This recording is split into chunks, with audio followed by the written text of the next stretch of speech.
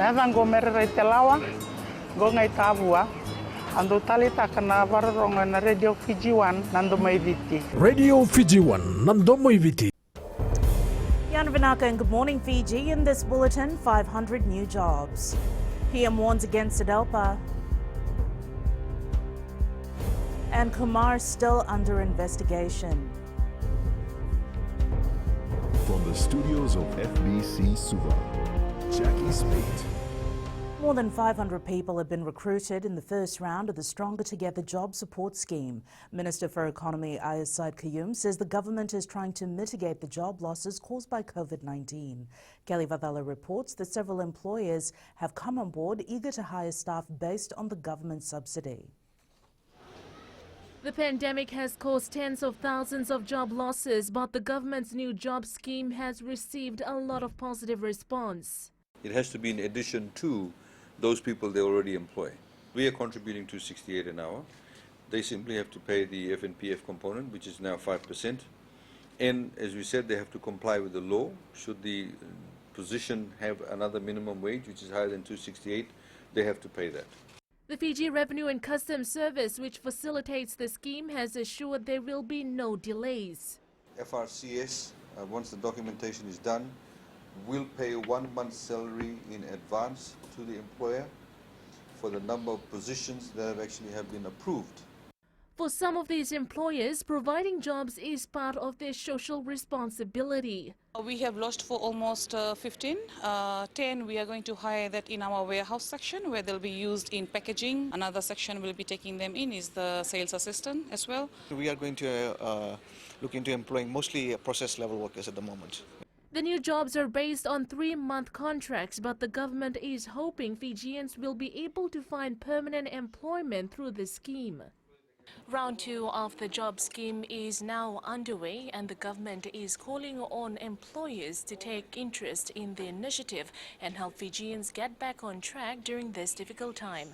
Kelly Vadala, FBC News.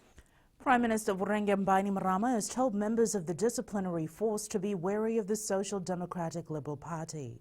Following a remembrance ceremony for the 2000 mutiny, Bainimarama spent time with military personnel, claiming that Sadelpa supporters outside of Fiji are encouraging a repeat of the violence. Apanisa Wangairandovu reports.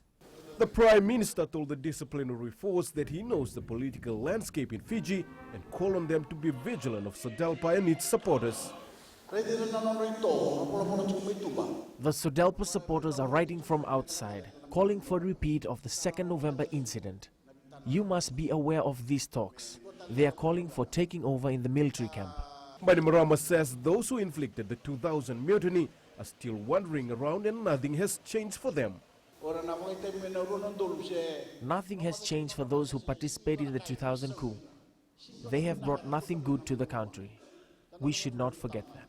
The Prime Minister says the steps taken in 2006 had a goal and vision in mind, which the RFMF should never lose sight of. We decided in 2006 to change things, removing the problem and bring a new journey that we are taking now. We've said someone will be leading us, and we should not forget that decision. Bainimarama told the force they should not forget the oath to serve every Fijian equally. Sadelpa leader Sitiveni Rambuka has issued a statement saying Bainimarama must be vigilant and be cautious of headwinds facing the nation today rather than dwelling on the past. Questions have also been sent to the party's General Secretary. Apiniso Wangkarandobu, FBC News. The Fiji Police Force is still extracting information from the items seized from Facebook commentator Kishore Kumar. Spokesperson Ananai Soro says investigators may take Kumar in for questioning again once the current process is complete. Kumar was caution interviewed and released last week in relation to his Facebook posts attacking National Federation Party MP Lenora Ngerengere-Tambua. The computer science teacher posted numerous videos attacking Ngerengere-Tambua's character, claiming to have a pornographic video of her. He, however, did not respond to FBC News when asked to independently verify if there was in fact any such video and its authenticity. Following his release last week, he publicly apologized to Ngerengere-Tambua through a post on his Kishore Kumar publication Facebook page. He also clarified that he is not a member of any political party. Fijians with mental illnesses are turning to traditional healers rather than seeking professional help from the St. Giles Hospital. Medical Superintendent Dr. Kieran Gaikwad says patients spend the crucial years of their illness with traditional healers, and when they do turn up to hospital, they are in advanced stages of the illness. Dr. Gaikwad says Fijians need to understand that mental illnesses need to be treated at an early stage. He has highlighted that the cases admitted are just the tip of the iceberg. And we may not achieve the best what we should have achieved in that person. So we always advise the patient, if as soon as you see initial symptoms of the mental illness, you should present to the doctor or hospital, not to the traditional healers. The Biosecurity Authority of Fiji has managed to remove 435 giant invasive iguanas from Taveuni since 2017. The authority is now raising awareness among people living on Taveuni of the differences between the invasive iguana and the native one. The program coordinator says the giant invasive iguanas are degrading the land in Taveuni as they tend to burrow deep to lay eggs. We've removed about 435 iguanas in their solstice, adults, juveniles, hatchlings. There's been about 4,018 GI eggs prevented from laying. This means every female that we've caught that is pregnant, we cull and we remove the eggs from the stomach and count them. And Naitasiri braces for wounded stallions.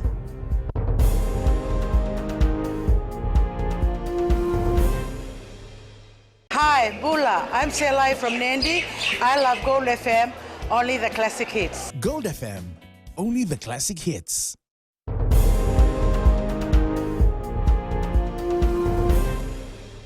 Twilight Payment won the Melbourne Cup yesterday after leading from the start. Tiger Moth finished second, Prince of Iran was third, and the Chosen One was fourth. It was also the second Melbourne Cup win for Irish trainer Joseph O'Brien.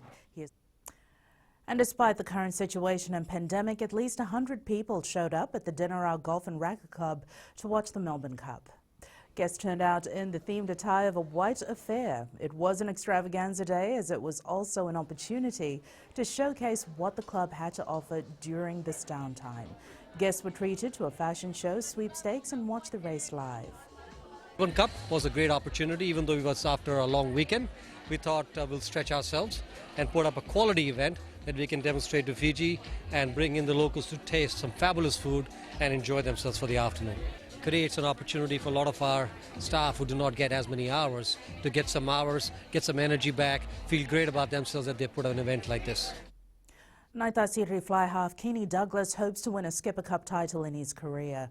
Douglas has been with the Naitasiri side since he left high school in 2012 and says the team needs to be on its best against Nandronga in the semi-final this weekend.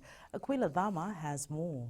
There's a lot of young players in the Naitasiri squad, but imagine the possibilities if they go all the way in the Skipper Cup this season. It will mean a lot for us young players to win the Skipper Cup this year.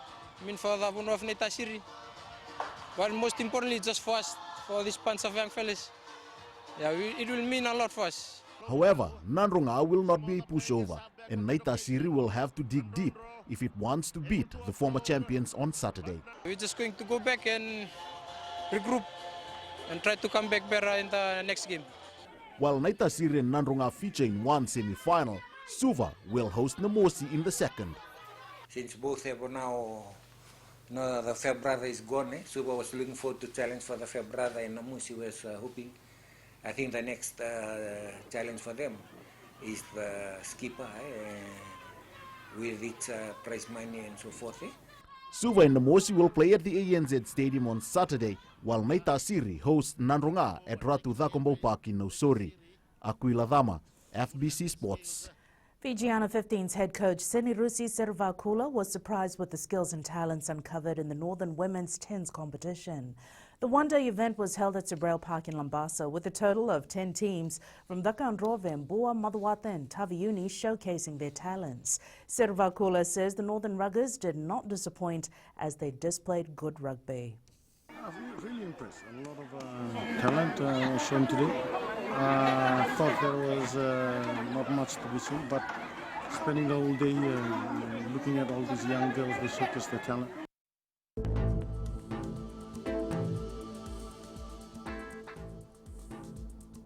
Quick look at the weather map for today. It is Wednesday, the 4th of November, finally middle of the week. A trough of low pressure is expected to approach the country from the west and affect the country from later tomorrow. Cloudy periods with some showers and isolated afternoon or evening thunderstorms over the eastern parts and interior of the larger islands. Elsewhere, fine apart from afternoon or evening showers and isolated thunderstorms. If you're heading out to sea, moderate to fresh easterly winds, gusty at times is to be expected. Rough seas as well. And that is UFBC Morning News. Join us at 1 p.m. and 7 p.m. for our major bulletin. Remember, in times of crisis, you need factual news that you can trust. Stop believing fake news about the COVID-19 on social media. Fight misinformation by getting only the facts about the coronavirus from verified news sources like FBC's TV, radio and digital media news. FBCnews.com.fj, keeping Fijians connected with the truth.